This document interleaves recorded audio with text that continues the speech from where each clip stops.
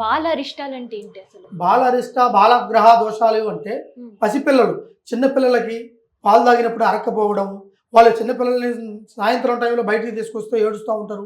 కొన్ని పక్షులు తిరుగుతూ ఉంటాయి, వాటిని బాలగ్రహ దోషం. పిల్లడు చేతులు పెట్టుకుంటూ ఉంటాడు, ఎవరి చేతులు ఎత్తుకున్నా ఉండడు, ఏడుపు ఆగదు, మౌనంగా ఉంటాడు, కనిరెప్పలు నిక్కబొడుస్తాయి, అందులో సందులు ఉంటాయి, మోషన్స్ అవుతుంటాయి, పిల్లలకి వాంతులు అవుతుంటాయి, విరోచనాలు అవుతుంటాయి, వాళ్ళకి హుషారు ఉండదు, ఏది తాగినా కూడా తేల కళ్ళు వస్తుంటారు, కాళ్ళు చేతులు నీరసంగా ఉంటాయి. అవి మనం చిన్నపిల్లలు చెప్పలేరు, కానీ వాళ్ళు నడవడికని బట్టే మనం చూడగలుగుతాం. అది బాలగ్రహ దోషం. కరెక్ట్గా 3 నెలల కాంచి స్టార్ట్ అవుతుంది. పుట్టిన బిడ్డ 3వ నెల కానించి 5 సంవత్సరాల వరకు బాలగ్రహ దోషాలు ఉంటాయి.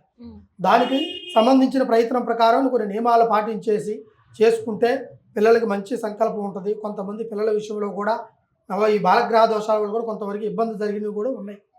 వాటిని కొన్ని జాగ్రత్త పడి చేసుకోవాలి.